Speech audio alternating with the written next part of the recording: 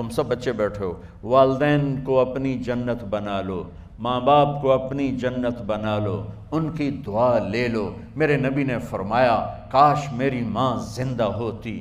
ماں کا خاص طور پر منشن کیا، میری ماں کیوں کہ باپ کو تو دیکھا ہی نہیں، اور ماں کو دیکھا ہے 6 سال۔ میری ماں زندہ ہوتی اور میں عشاء کی نماز کے مصلی پہ کھڑا ہوتا اور میرے گھر سے میری ماں کہتی محمد، تو میں ماں کے لیے نماز توڑ دیتا۔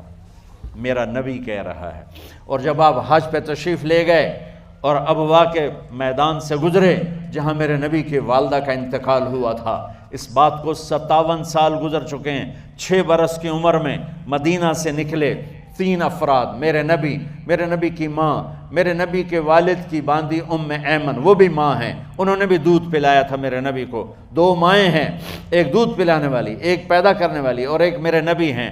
جب ابوا کے پہاڑوں میں پہنچے تو اچانک ہارٹ اٹیک سے حضرت آمنہ 25 سال کی عمر میں انتقال فرما گئیں، اور میرے نبی نے اتنا اس کا غم لیا۔ 6 سال کا بچہ، میں سن 2000 میں وہاں گیا تھا، میرے آنسوں نہیں رکنے کو آ رہے تھے کہ کہاں میرے نبی کی ماں کو اللہ نے اٹھایا، نہ کوئی آسرا، نہ کوئی سہارا، نہ کوئی رشتہ، نہ کوئی جھولی، نہ کوئی چھاؤں، ایسے تنہا یتیم کر دی۔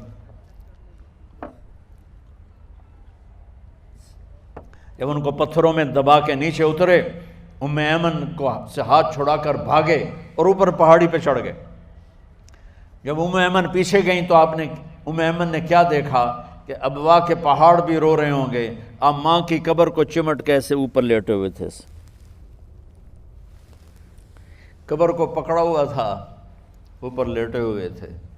جب ام ایمن قریب آئیں تو سنا آپ کہہ رہے تھے اماں جی، آپ کو تو پتہ تھا آپ کے سوا میرا کوئی نہ تھا، آپ مجھے چھوڑ کے کہاں چلی گئی، کیوں چلی گئی؟ 6 سال کا بچہ پہلی موت دیکھ رہا ہے تو ان کو سمجھ میں نہیں آ رہا کہ میری ماں کے ساتھ ہوا کیا ہے۔ ام ایمن نے اٹھانا چاہا، آپ نے اٹھنے سے انکار کر دی۔ اس صدمے کو سینے میں لیے ہوئے 57 سال کے بعد، 7ویں دن بندہ رو نہیں سکتا، رونا ہی چاہے تو رونا نہیں آمدا، 57 سال کے بعد آپ اس وادی سے گزرے، اپنے اونٹنی کو ماں کی قبر کی طرف موڑ دیا، اور ان پلرز کو 3 گنا کرو تو وہ پہاڑ بنتا ہے، چھوٹی پہاڑی تھی۔ اونٹنی کو نیچے بٹھایا، اوپر پہاڑ پر گئے، اور یہ مجھے دیکھو، یوں آپ نے گھٹنے کھڑے کیے ماں کی قبر کے سرانے، اور یہ ہاتھ یہاں رکھے، اور پھر سر دیا اپنے گھٹنوں میں یوں، پھر رونا شروع کیا۔ اتنا روئے، اپریل کا مہینہ تھا، دھوپ سر پہ پڑ رہی تھی، ہم تو ٹھنڈی دھوپ میں بیٹھے ہیں، شدید دھوپ میں بیٹھے تھے، اور اس کنڈیشن میں یہ بچوں کا سٹائل ہوتا ہے، جب لمبا رونا ہو تو وہ یوں بیٹھتے ہیں سر اندر دے کر۔ اتنا روئے کہ آپ کی داڑھی ساری آنسوں سے بھر گئی، سینہ تر ہو گیا، احرام تر ہو گیا، اور کئی گھنٹے بیٹھ کے روتے رہے۔ 2 جہان کے سردار ہو کر تمنا کر رہے ہیں کاش اماں تو زندہ ہوتی، تو مجھے کہتی محمد میں تیرے لیے نماز توڑ دیتا۔ اور میرے نبی نے، یہ بچیاں غور سے سنو، میرے نبی سے پوچھا گیا یا رسول اللہ قیامت کب آئے گی؟ آپ نے فرمایا یہ تو اللہ کو پتہ ہے۔ نے کہا یا رسول اللہ کوئی نشانی بتا دیں؟ تو آپ نے فرمایا جب بچیاں ماؤں کو ذلیل کریں گی تو قیامت آ جائے۔ جب بیٹیاں ماؤں کے ساتھ بدتمیزی کریں گی اور ماؤں کو ذلیل کریں گی تو قیامت آ جائے گی۔ ایک ماں بیٹی کو میں بھول نہیں سکتا، ماں کے موٹے موٹے آنسو گر رہے تھے، اور بیٹی ماں سے کہہ رہی تھی بھوک نہیں، ہماری اپنی پنجابی زبان، بھوک نہیں، اوئے ہوئے ہوئے ہوئے، یہ تو ہم نوکر کو کہتے ہوئے ڈرتے ہیں، وہ ماں سے کہہ رہی تھی بھوک نہیں، یعنی بکواس نہ کر، روا کے چپ، صرف آنسو اس کے گر رہے تھے ایسا۔ شاید وہ یاد کر رہی تھی کہ 9 مہینے کیسے اس کو میں نے پیٹ میں پالا، جنتے ہوئے کتنی تکلیفوں سے گزری، اور اس کو دودھ پلاتے ہوئے کتنی راتیں میں نے کاٹ کاٹ کے گزاریں، اور اس کے پیشاب دھوتے ہوئے کتنی دفعہ میں سردی میں ٹھٹھری، اور آج جو مجھے کہہ رہی ہے بھوک نہیں۔ اس لیے میرے نبی نے فرمایا جس نے ماں باپ کو دکھ دیا، سنو غور سے بچوں سارے سنو، جس نے ماں باپ کو دکھ دیا اس پہ اللہ کی لعنت، اس پہ فرشتوں کی لعنت، اس پہ زمین آسمان کی لعنت، نہ ان کی نماز قبول ہے، نہ روزہ قبول ہے، نہ صدقہ قبول ہے۔ میرے نبی کی زندگی کا دوسرا روپ حقوق العباد، نماز حقوق اللہ میں آ جاتی ہے، میں حقوق العباد کی تھوڑی سی وضاحت کر رہا ہوں۔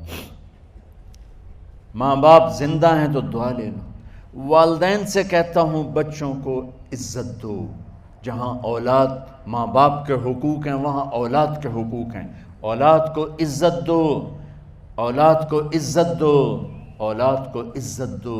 بہت سی اولاد کی نافرمانی کا ذریعہ ماں باپ بن رہے ہیں، سختی کر کے، زبردستی کر کے اور ٹھونس کر چیزیں نوکروں کی طرح سلوک کر کے۔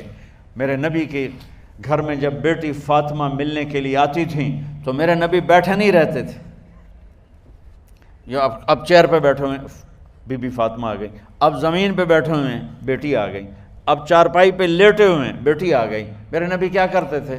کھڑے ہو جاتے تھے، کھڑے ہو جاتے، ایک دم کھڑے ہو جاتے تھے، اور پھر کھڑے نہیں رہتے تھے، تیزی سے آگے بڑھتے تھے اور حضرت فاطمہ کا ہاتھ پکڑ لیتے تھے۔ یہ والدین غور سے سنو، حضرت فاطمہ کا ہاتھ پکڑ لیتے تھے اور ہاتھ پکڑ کے مجھے دیکھو یوں بوسہ لیتے تھے، بیٹی کا بوسہ لیتے تھے، پھر ہاتھ چھوڑتے نہیں تھے، ہاتھ پکڑے پکڑے لاتے لاتے لاتے ان کو چارپائی پر پہلے بٹھاتے تھے پھر خود بیٹھتے تھے۔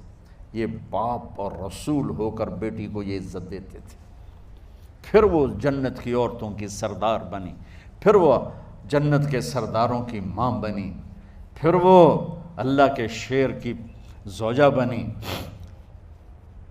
تو والدین سے کہتا ہوں کہ اپنے بچوں کو عزت دو، عزت دو، عزت دو، عزت دو۔ پھر آپ سے زندگی کے بڑے فیصلے ہیں شادی۔ اب لوگ اکٹھے پڑھتے ہو لڑکے لڑکیاں، اپنی شادی کے فیصلے خود نہ کرو، اپنے ماں باپ کے حوالے کرو۔ اس میں شرافت بھی ہے، اس میں برکت بھی ہے، اس میں رحمت بھی ہے، اور اس میں والدین کی دعائیں بھی ہیں۔ کورٹ میرج کو ہوا نہ دو، boyfriend girlfriend culture ہمارا نہیں ہے۔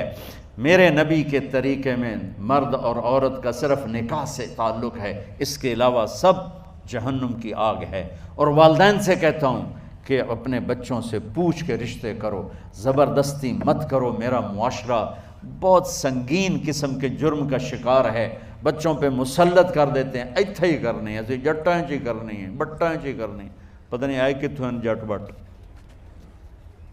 چلو تم ناراض نہ ہو، راجپوتائیں چی کرنی، میں راجپوت ہوں، میں اپنی قوم کو بھی رگڑ دیتا ہوں، راجپوتائیں چی کرنی، اگاں کرنی ہی کوئی نہیں۔ یہ ظلم و ستم اولاد پہ مت کرو، اپنی بچی سے پوچھو، اگر بیٹی ہاں کرے تو پھر قدم اٹھاؤ، اگر بیٹی کہہ دے میں نہیں کرنا چاہتی تو وہ نافرمان نہیں ہے۔ اللہ کے واسطے میری سنو، صرف تم نہیں سن رہے ہو، اس کیمرے سے لاکھوں کروڑوں لوگ سن رہے ہیں۔ اگر بیٹا یوں کہہ دے کہ ابا میں نے یہاں شادی نہیں کرنی، میرا جی نہیں چاہتا ہے، تو وہ بیٹا نافرمان نہیں ہے، فرما بردار ہے، اس نے شریعت کا حق استعمال کیا ہے۔ اب ایسا ظلم مت کرو کہ نہیں اتھے ہی کرنی ہے، اتھے گھروں نکل جا۔ زندگی تم نے تو نہیں گزارنی، زندگی تو بچے نے گزارنی۔ میں قربان جاؤں، ایک حدیث سنو پہلے پھر اگلی بات سناتا ہوں۔ ما تزوجت وما زوجت الا بوحی من السماء نزل به جبریل۔ لوگو سنو، میں نے جہاں شادی کی، میں نے جہاں بیٹی کی شادی کی، پہلے آسمان سے جبریل فرشتہ اللہ کا حکم لے کر آیا، پھر میں نے قدم اٹھایا۔ سمجھ گئے میری یہ بات؟ سمجھ گئے سارے؟ اب اگلی سنو۔ حضرت علی فاطمہ کا رشتہ لینے آ گئے اور جبریل ان سے پہلے آ گیا کہ یا رسول اللہ فاطمہ علی کے لیے ہے۔ باپ محمد مصطفیٰ جیسا ہے، رشتہ مانگنے والا علی جیسا ہے، اور بیٹی فاطمہ جیسی ہے۔ اور آپ پوچھتے ہیں علی کیسے آئے؟ وہ شرم کی وجہ سے کچھ کہہ نہ سکے، چپ۔ آپ کو تو پتہ تھا، آپ نے فرمایا فاطمہ کے رشتے کے لیے آئے ہو؟ کہا جی۔ تو جبریل تنال بیٹھا ہوا ہے کہ یا رسول اللہ اتھے ہی کرنا ہے، آپ نے ہاں نہیں کی، آپ نے کہا انشاءاللہ، اور یہ کہہ کر اٹھ گئے۔ انشاءاللہ نبی کا ہاں ہی ہوتا ہے، لیکن جبریل کے آنے کے باوجود اور اللہ کے کہنے کے باوجود میرے نبی کو بھی پتہ ہے کہ یہ رشتہ یہاں کاتب تقدیر نے لکھ دیا ہے، لیکن امت کو سبق سکھانے کے لیے آپ گھر تشریف لے گئے۔ بیٹی فاطمہ کہ جی یا رسول اللہ، کہ علی کا